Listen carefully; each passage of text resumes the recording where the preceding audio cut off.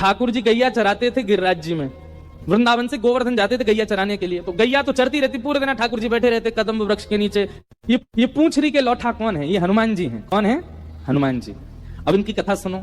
ठाकुर जी गैया चराते थे गिरिराज जी में, वृंदावन से गोवर्धन जाते थे गैया चराने के लिए। तो गैया तो चरती रहती, पूरे दिन ठाकुर जी बैठे रहते कदम्ब वृक्ष के नीचे। कभी कुछ खा लेते, कभी एक दरबंशी बजा लेते, कभी हाथ की तकिया लगा के सो जाते, थोड़ी देर ग्वाल बालन के संग खेल लेते।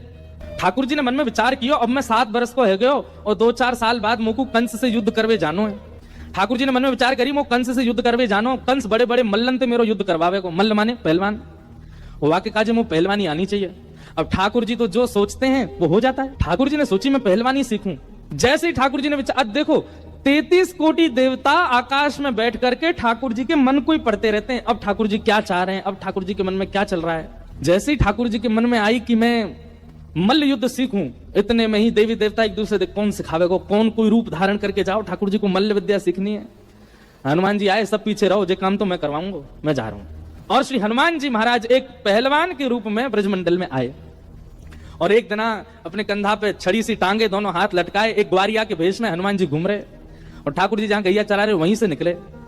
ठाकुर जी ने जब कद काठी देखी, रूप देखो, अंतरंग भाव से तो सब जानते हैं कि हनुमान जी हैं, वो ठाकुर जी, पर एक लीला हो रही है। ठाकुर जी ने रूप स्वरूप देखी, ए मधुमंगल, ए श्रीदामा, ए तनसुखा, देख कैसो तगड़ो आदमी है, खूब खातो होगो, खूब दंड बैठक करता होगो, हम याते जाके कह रहे हैं ये ने हमें थोड़ा ने बलवान से बना दे।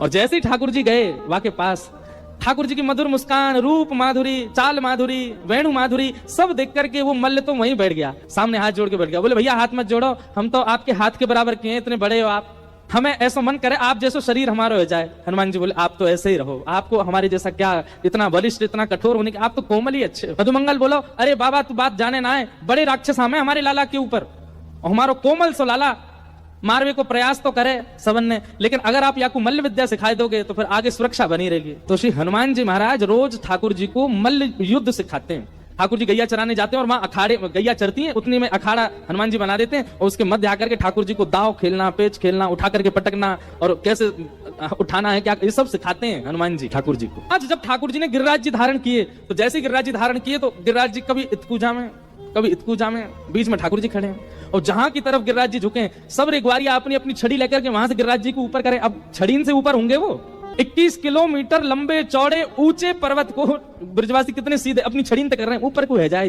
तो फिर ठाकुर जी ने हनुमान जी को इशारा किया, बोले आप करवाओ। तो हनुमान जी जाते और हनुमान जी जाकर के अपनी भुजान से ऊपर करवे को प्रयास करते और वही समय सब ब्रजवासी हनुमान जी को घेर करके कहते, ओ भैया पूछरी को लौटा आ गयो, पूछरी के लौटा की हुक हुक